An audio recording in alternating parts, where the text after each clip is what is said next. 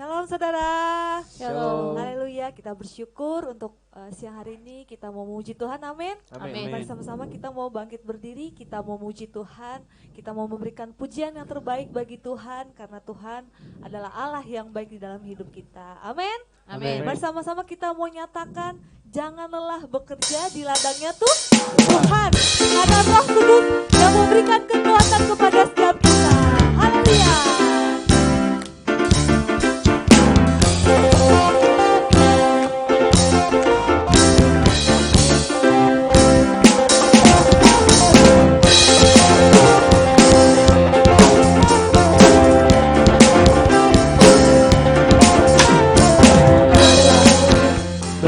Jadi ladangnya Tuhan, Roh Kudus yang memberi kekuatan, yang mengajar dan menopang, tiada lelah bekerja bersamamu Tuhan, yang selalu mencukupkan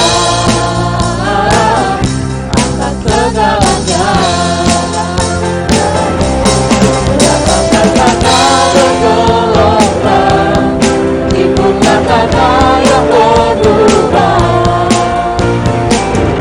Menjadi siap di bahu di atas tata iman, katakan tanah bergelombang, timbullah tanah yang berlubang.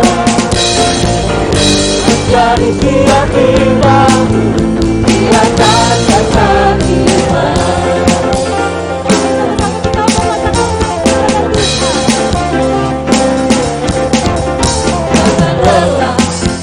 Bekerja di ladangnya Tuhan, Roh Kudus yang memberi kekuatan, yang mengajar dan menopang, tiada lelah bekerja bersamamu Tuhan, yang selalu mencukupkan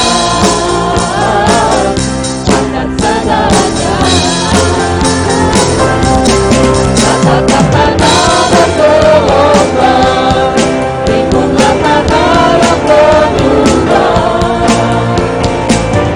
Menjadi siap di bahu di atas kata iman, katakan tanah bergelombang, timbullah tanah yang berlubang. Menjadi siap di bahu di atas kata iman, tanah bergelombang, timbullah tanah yang berlubang. Menjadi siap di bahu di atas kata iman, katakan tanah bergelombang, timbullah tanah yang berlubang. Menjadi siap di bahu di atas kata iman, katakan tanah bergelombang, timbullah tanah yang berlubang. Menjadi siap di bahu di atas kata iman, katakan tanah bergelombang, timbullah tanah yang berlubang. Menjadi siap di bahu di atas kata iman, menjadi siap di bahu, menjadi siap di bahu, menjadi siap di bahu di atas kata iman.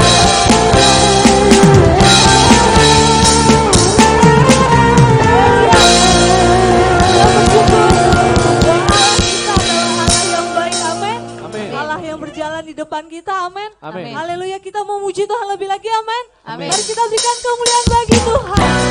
Haleluya. Meskipun Tuhan di depan kita.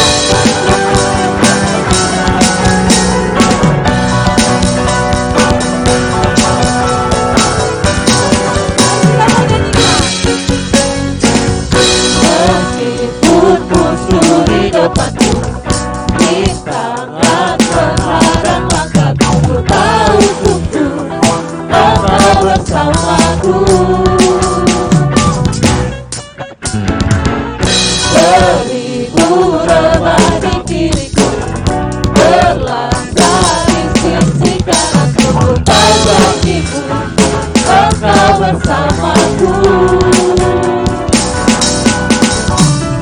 Takkan pernah goyah keyakinanku pada dirimu, Yesus Tuhanku.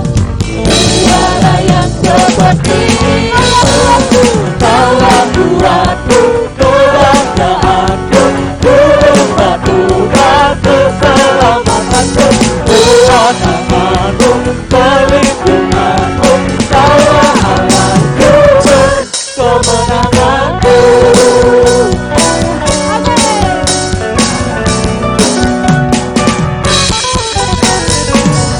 Meskipun musuh di depanku, rintangan menghadang langkahku, untukku Engkau bersamaku.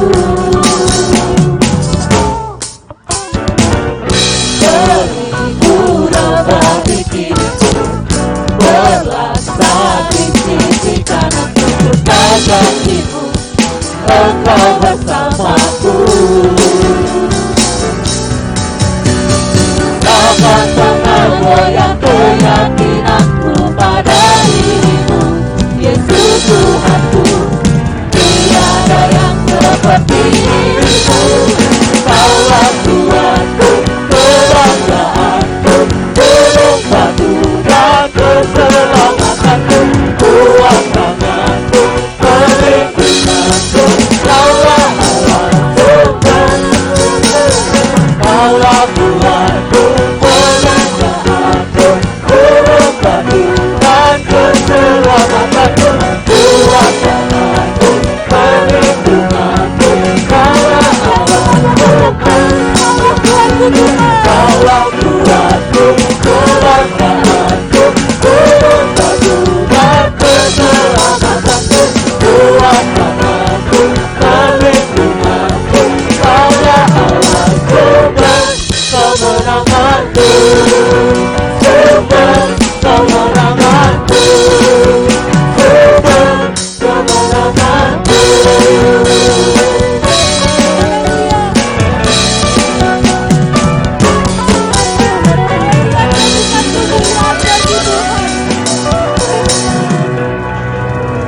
Silakan duduk saudara. Bersama-sama kita bersyukur lebih lagi kepada Tuhan, sebab Dialah sumber kekuatan di dalam hidup kita. Dialah segalanya bagi kita. Kami bersyukur ya Tuhan untuk siang hari ini Tuhan. Engkau Allah yang menyertai kami, Engkau Allah yang mengasihi kami ya Tuhan. Engkau Allah yang mengangkat kami. Kami bersyukur ya Tuhan, Engkau sangat baik dalam hidup kami. Tak ada habisnya kasih setiamu Tuhan bagi kami ya Tuhan. Terima kasih Tuhan pada siang hari ini Tuhan. Kami mau menyatakan kebaikan-Mu, kami mau menyatakan pertolongan-Mu di dalam hidup kami. Terima kasih Tuhan buat segala kasih-Mu di dalam hidup kami. Kami bersyukur ya Tuhan. Mari sama-sama kita mau naikkan pujian kepada Tuhan. Selidiki aku Tuhan.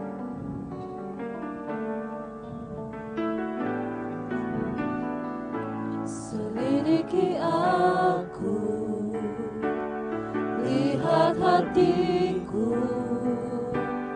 apakah ku sungguh mengasihi-Mu, Yesus. Kau yang Maha tahu dan menilai hidupku, tak ada yang tersembunyi bagi-Mu. Selidiki aku, lihat hatiku, apakah ku sungguh mengasihi-Mu, Yesus. Kau yang Maha tahu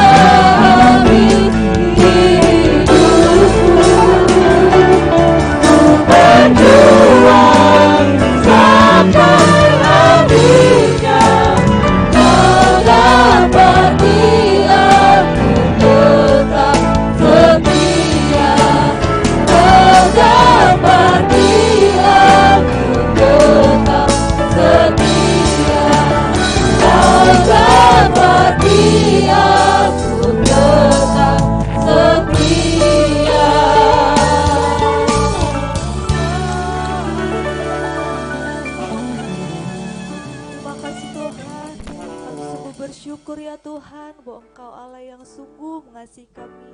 Engkau Allah yang selalu Tuhan menyertai setiap kehidupan kami. Engkau Allah yang selalu menyertai setiap langkah kehidupan kami. Dan kami percaya Tuhan pada siang hari ini Tuhan, Engkau yang memberkati setiap kami ya Tuhan. Kami rindu untuk mendengarkan firman-Mu. Dan biarlah firman-Mu Tuhan menjadi rema dalam hidup kami.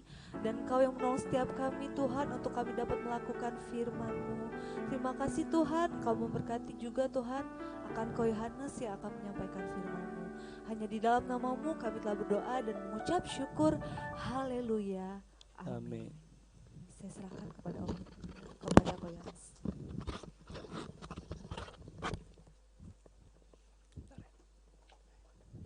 Thank you. Shalom saudara. Saudara merasa diberkati Tuhan pada siang hari ini? Amin. Ya saudara, hari ini kita akan sorry saudara. Oke, saya coba matiin dulu ini ya. Saudara, siang hari ini kita akan membahas firman Tuhan yang berjudul God's Time. Jadi artinya adalah waktunya Tuhan. Nah, di sini saudara, hal yang mau kita lihat adalah masing-masing kita semua memiliki waktu yang sama. Benar nggak saudara? Ada nggak kita yang punya waktu lebih dari 24 jam? Bisa angkat tangan saudara? Nggak ada ya? Semua orang-orang kaya, mau orang miskin, mau pejabat, mau menteri, mau orang yang punya duit banyak, mau yang enggak, semua waktunya berapa jam saudara? 24. Tuhan adil, Tuhan kasih waktu kita semua rata 24 jam.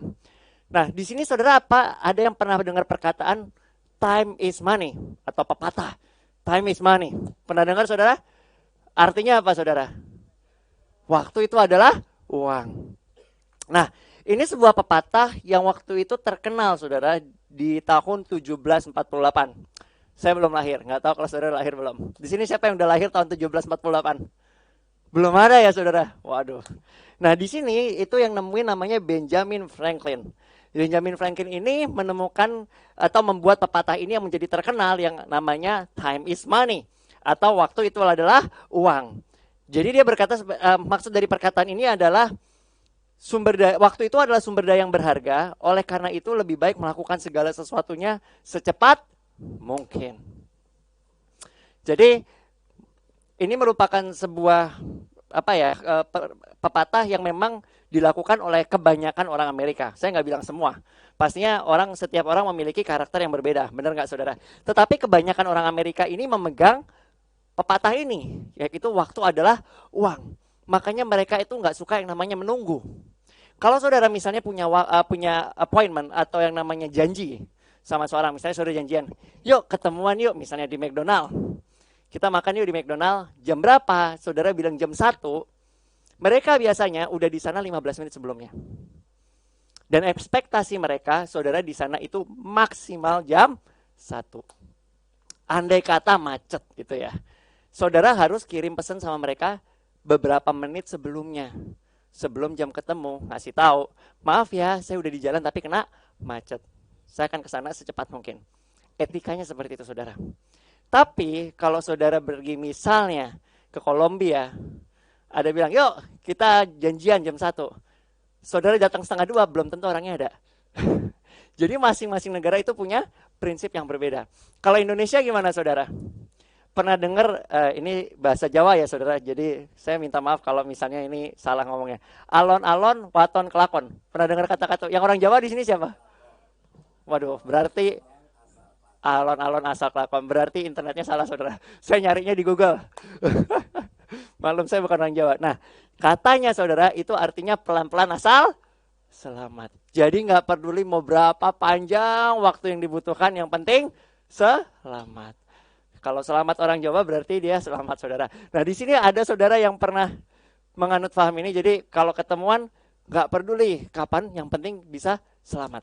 Nah kita mau belajar saudara di sini sebuah peristiwa yang menggambarkan bagaimana waktunya Tuhan. Kan kita bicara soal God's time.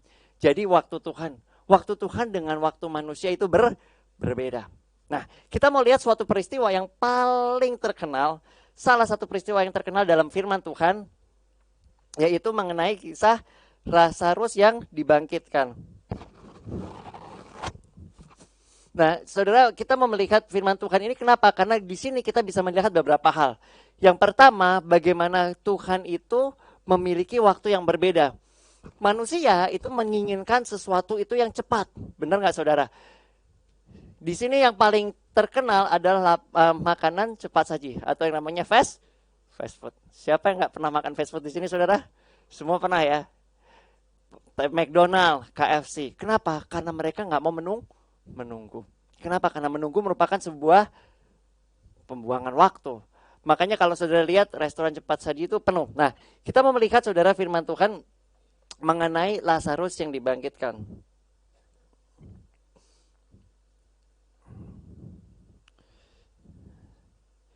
Sebentar ya, saudara.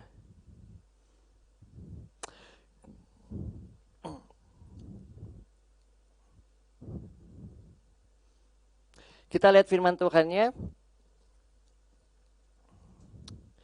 di dalam Yohanes 11.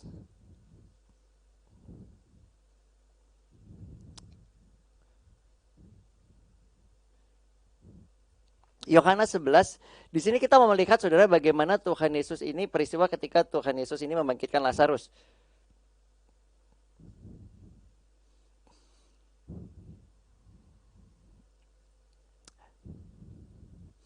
Nah, Yohanes 11 ini cukup panjang, cuma berhubung waktu saudara kita akan lihat beberapa poin saja. Yang pertama adalah di Yohanes 11 dari ayat yang 1 sampai ayat yang kelima ini berbicara mengenai kasihnya Tuhan Yesus terhadap Lazarus dan keluarganya. Saya akan bacakan dari Yohanes 11 ayat 1 sampai 5. Ada seorang yang sedang sakit namanya Lazarus. Ia tinggal di Betania, kampung Maria dan adiknya Marta. Maria ialah perempuan yang pernah meminyaki kaki Tuhan dengan minyak mur dan menyekanya dengan rambutnya. Dan Lazarus yang sakit itu adalah saudaranya. Kedua perempuan itu mengirim kabar kepada Tuhan Yesus, Tuhan, dia yang engkau kasihi sakit. Ketika Yesus mendengar kabar itu, ia berkata, penyakit itu tidak akan membawa kematian, tetapi akan menyatakan kemuliaan Allah, sebab oleh penyakit itu anak Allah akan dimuliakan. Yesus memang mengasihi Marta dan kakaknya dan Lazarus. Jadi ini sekeluarga, saudara. Nah, dia ini yang namanya saudara laki-lakinya Lazarus itu mati. Tapi saudara bisa lihat Maria ini merupakan seseorang yang mengasihi Tuhan. Kenapa? Karena dikatakan di sini Maria ialah perempuan yang pernah meminyaki kaki Tuhan. Dan di sini dikatakan dengan minyak mur dan minyakanya dengan rambutnya.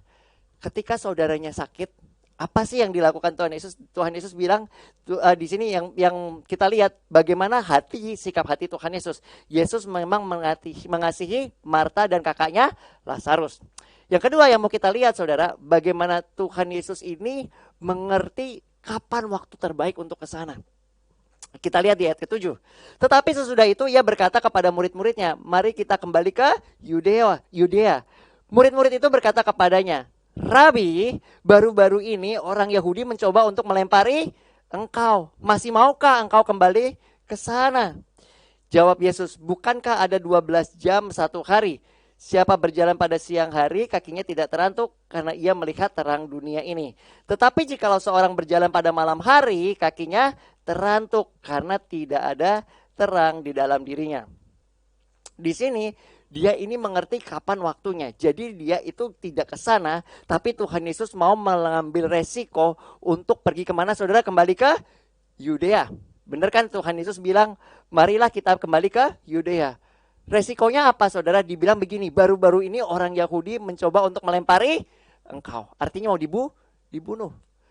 Tapi apa yang Tuhan Yesus lakukan? Karena dia tahu waktu Bapaknya dan dia tahu kemana dia harus pergi, yaitu kembali ke Yudea, dia melakukannya walaupun ada resiko.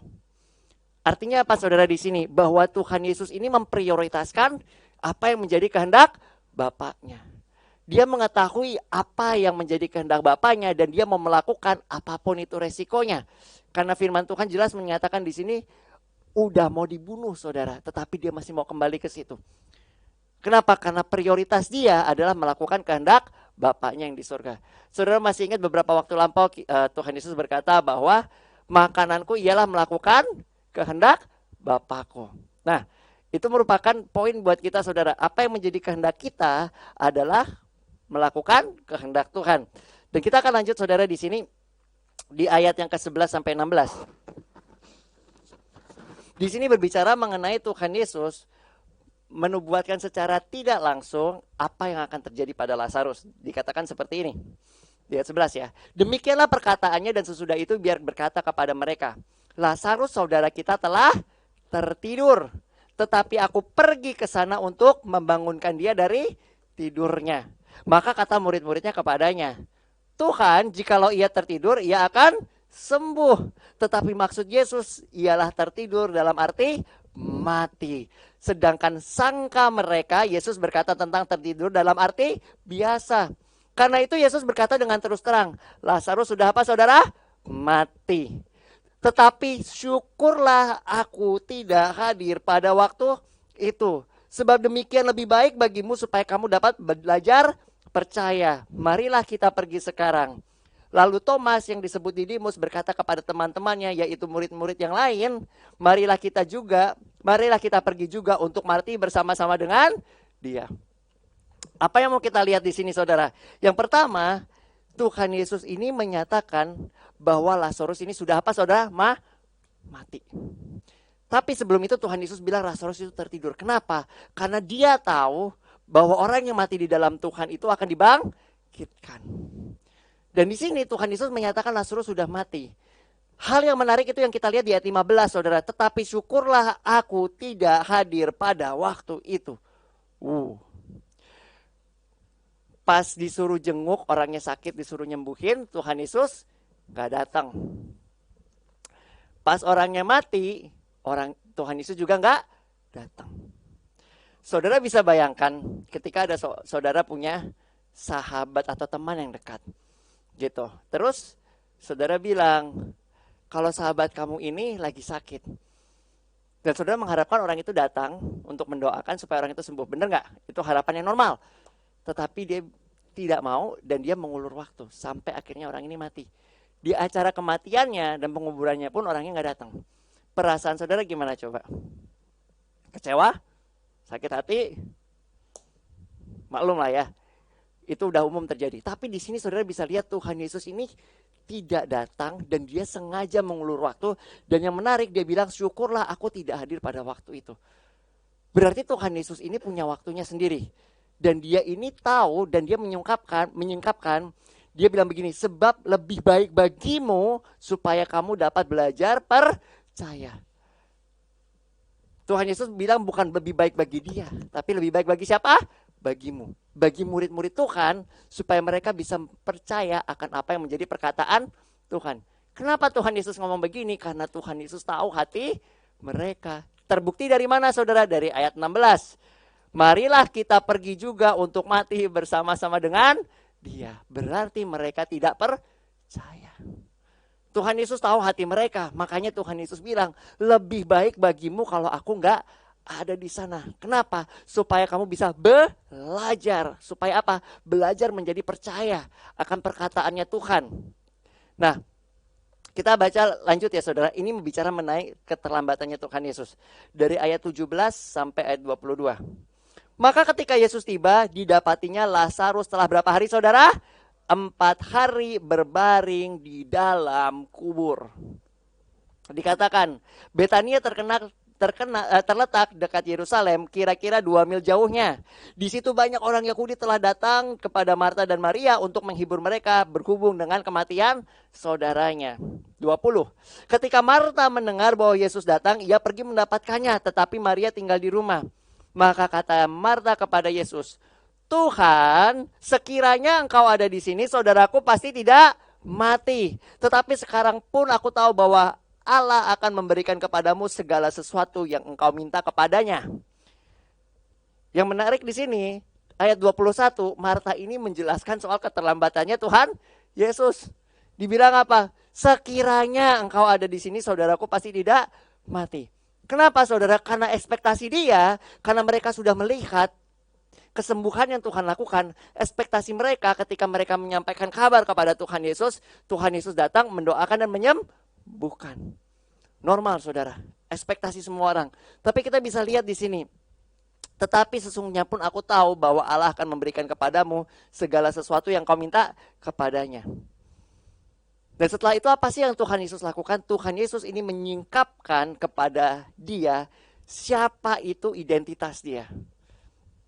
Karena banyak orang yang nggak percaya, banyak orang yang menganggap dia hanya guru, banyak yang menganggap dia itu hanya seorang nabi. Tetapi saudara bisa lihat dari ayat 23 sampai 27 apa yang Tuhan Yesus katakan. Di ayat 23 dikatakan, kata Yesus kepada Marta, saudaramu akan bangkit. 24, kata Marta kepadanya, aku tahu bahwa ia akan bangkit waktu orang-orang bangkit pada akhir zaman. Jawab Yesus, aku adalah siapa saudara? Kebangkitan dan hidup. Barang siapa percaya kepadaku, ia akan hidup walaupun ia sudah mati. 26, dan setiap orang yang hidup dan percaya kepadaku tidak akan mati selama-lamanya. Percayakah engkau akan hal ini? 27, jawab Marta, ya Tuhan, aku percaya bahwa engkau adalah Mesias, anak Allah yang hidup dan dia yang datang ke dalam dunia. Jadi Tuhan Yesus di sini menjelaskan, kalau ini orang nanti akan hidup. Tetapi pemikiran Marta itu adalah hidup yang nanti ketika semua orang mati dibangkitkan. Tetapi Tuhan Yesus di sini berbicara bahwa dia yang akan membangkitkan Lazarus. Makanya Tuhan Yesus bilang di sini apa? Akulah kebangkitan dan hidup. Dan ini merupakan sebuah kata-kata yang mengekspresikan siapa itu jadi dirinya Tuhan Yesus. Karena yang bisa memberi kehidupan siapa saudara? Tuhan. Saudara ingat zamannya penciptaan, waktu saudara baca di kitab Kejadian, Tuhan itu membentuk manusia serupa dan segambar. Kapan manusia hidup setelah Allah itu menghembuskan nafasnya? Yang ngasih nafas siapa saudara? Tuhan. Nah, di sini Tuhan bilang, aku ini adalah kebangkitan dan hidup. Berarti dia ini mengakui bahwa dia itu adalah Allah sendiri. Karena nggak ada yang bisa ngasih kehidupan selain Tuhan. Nah, di sini saudara kita lihat di ayat yang ke-28. Sesudah ia berkata demikian, ia pergi memanggil saudaranya dan berbisik kepadanya. Yaitu saudaranya Maria dan berbisik kepadanya, Guru ada di sana dan ia memanggil engkau. Mendengar itu Maria segera bangkit lalu pergi mendapatkan Yesus. Tetapi waktu Yesus belum sampai ke dalam kampung itu, ia masih berada di tempat Marta menjumpai dia. 31 saudara, ketika orang-orang Yahudi bersama-sama dengan Maria di rumah itu untuk menghiburnya, melihat bahwa Maria segera bangkit dan pergi keluar, mereka ngapain saudara? Mengikutinya. Karena mereka menyangka bahwa ia pergi ke kubur untuk meratap di situ. 32, setibanya Maria di tempat Yesus berada dan melihat dia, tersungkurlah ia di depan kakinya dan berkata kepadanya, Tuhan, apa saudara, sekiranya engkau ada di sini, saudaraku pasti tidak mati. Perkataan yang sama diungkapkan oleh Maria. Di sini dikatakan, Tuhan sekiranya engkau ada di sini, saudaraku pasti tidak mati. Kalau saudara lihat di ayat 31, orang-orang Yahudi ini udah berkumpul bersama Maria di rumahnya untuk pergi ke kubur. Ekspektasi mereka Tuhan Yesus ngelayat. Benar ya saudara? Karena di sini dikatakan untuk menghiburnya. Nah, kita mau lihat saudara bagaimana kasih Tuhan Yesus itu terhadap keluarga ini. Dan dari situ kita bisa melihat bagaimana sih hati Tuhan itu terhadap kita. Kita lihat di ayat 33 sampai 36. Ketika Yesus melihat Maria menangis dan juga orang-orang Yahudi yang bersama-sama dengan dia, maka masuklah hatinya, ia sangat terharu dan berkata, di manakah dia kamu baringkan? Jawab mereka, Tuhan, marilah lihatlah. Maka apa saudara? Menangislah Yesus. Kata orang-orang Yahudi, lihatlah betapa kasihnya kepadanya. Kasih Tuhan itu terlihat saudara. Sampai orang Yahudi pun bisa berkata-kata. Kenapa? Karena Tuhan ini memiliki belas kasihan terhadap mereka. Benar gak saudara? Di sini firman Tuhan menyatakan, maka menangislah Yesus. Ayat 35 itu dikatakan. Nah, kita dalam kehidupan kita, kadang kita bertemu orang saudara, ketika kita itu, di sini kan kita lihat saudara, firman Tuhan menyatakan bahwa banyak sekali orang itu udah melihat perbuatan ajaib Tuhan Yesus. Benar gak saudara? Karena Tuhan Yesus di sana melayani dan itu di depan banyak orang. Tetapi kita bisa melihat ada juga orang yang gak percaya, masih belum bisa percaya walaupun sudah melihat. Nah dalam kehidupan kita, terkadang kita ketemu sama orang yang seperti ini. yang udah melihat karya Tuhan tapi masih belum percaya. Di mana ayatnya 3:37 dikatakan tetapi beberapa orang diantaranya berkata, ia yang memelekkan mata orang buta, tidak sanggupkah ia bertindak sehingga orang ini tidak mati? Kalau yang tadi dari murid-muridnya bilang, mari kita ikut bersama-sama dia untuk mati.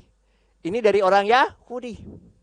Di sini dibilang, mereka berkata, dia yang udah memelekkan orang buta, bisa nggak dia buat ini supaya nggak mati? Mereka tidak percaya. Dan di sini saudara kita lihat di ayat yang ke-38, apa yang Tuhan Yesus itu lakukan, dan apa yang istilahnya orang-orang itu bisa lihat dari tanda kutip keterlambatan Tuhan Yesus tersebut. Dia 38. Maka masuklah pula hati Yesus lalu pergi ke kubur itu. Kubur itu adalah sebuah gua yang ditutup dengan batu. 39 kata Yesus, angkat batu ini. Marta, saudara yang meninggal itu berkata kepadanya, Tuhan, ia sudah berbau sebab sudah 4 hari ia mati. Dalam kata lain saudara, udah kadaluarsa. Udah telat banget. Udah 4 hari mati, udah bau. Mau ngapain lagi dibuka? Bener gak saudara? Saya nggak tahu, kalau saya nggak rasa zaman dulu udah ada formalin ya. Dan di sini dia menyatakan hal yang sebenarnya, keadaannya bahwa orang ini udah nggak mungkin lagi bisa hidup. Kenapa? Udah matinya 4 hari. Kalau orang cuma mati bentar bisa dibilang mati suri, masih ada kemungkinan untuk hidup. Tapi ini sudah 4 hari. Dan dia menyatakan bahwa orang ini sudah berbau. Kenapa? Karena sudah 4 hari ada di dalam kuburan. Dan Tuhan di sini bilang apa sih saudara? Jawab Yesus, bukankah sudah kukatakan kepadamu, jikalau engkau percaya engkau akan melihat kemuliaan Allah. 41 maka mereka mengangkat batu itu, lalu Yesus menghadap ke atas dan berkata, Bapa, aku mengucap syukur kepadamu karena engkau telah mendengarkan aku. Aku tahu bahwa engkau selalu mendengarkan aku. Tetapi oleh karena orang banyak yang berdiri di sini mengelilingi aku mengatakan supaya mereka percaya bahwa engkaulah yang mengutus aku. Hal yang kita lihat di sini, apa yang Tuhan Yesus lakukan pertama kali? Yang Tuhan Yesus lakukan pertama kali adalah dia mengucap syukur kepada Bapaknya. Dia bilang apa di sini? Bapa, aku mengucap syukur karena engkau telah mendengarkan aku. Di tengah situasi yang sulit saudara, di tengah situasi yang gak memungkinkan bagi manusia, dia itu mengucap syukur. Dikatakan Bapa, aku mengucap syukur kepadamu. Kenapa? Karena di sini dikatakan karena engkau telah mendengarkan aku. Dikatakan aku tahu bahwa engkau selalu mendengarkan aku, tetapi oleh karena orang banyak yang berdiri di sini mengelilingi aku mengatakan supaya mereka percaya bahwa engkaulah yang telah mengutus aku. Dia sudah tahu bagaimana ketidakpercayaan orang-orang, termasuk yang dari murid-muridnya beberapa dan juga dari orang Farisi. Dan dia di sini bilang bahwa supaya mereka ini mengenal dia, bahwa dia itu adalah kebangkitan dan hidup. Dikatakan di sini 43. Sesudah berkata demikian, berserulah ia dengan suara keras, Lazarus, marilah keluar. 44 saudara, orang yang telah mati itu datang keluar, kaki dan tangannya masih terikat dengan kain kafan dan mukanya tertutup dengan kain peluh. Kata Yesus kepadanya, bukakanlah kain-kain itu dan biarkanlah ia pergi. Pertanyaannya, telat gak saudara? Tergantung dari sudut mana saudara memandang. Dari sudut manusia, telat banget saudara. Sebelum kita ngelihat Lazarus dibangkitin, telat banget. Kenapa?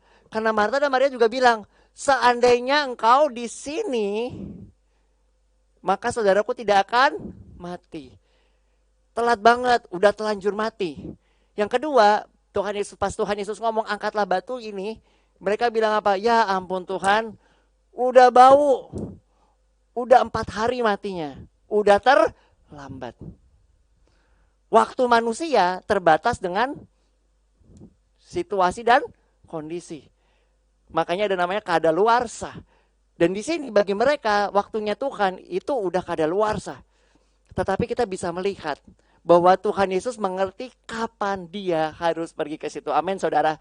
Dan di sini yang manusia pikirkan bahwa dia udah sangat terlambat, nggak ada lagi jalan keluar, nggak ada lagi hal yang dia bisa lakukan untuk merubah keadaan. Tapi di situ kita bisa melihat ketika Tuhan Yesus itu mengucap syukur dan dia memperkatakan apa yang menjadi kehendak Bapaknya, apa yang terjadi, saudara? Lazarus dibangkitkan.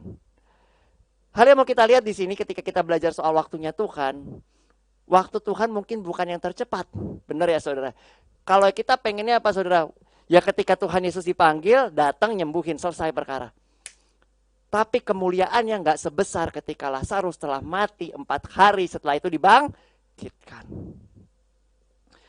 Ketika kita mempercayai waktunya Tuhan, maka kita bisa melihat kemuliaan Tuhan.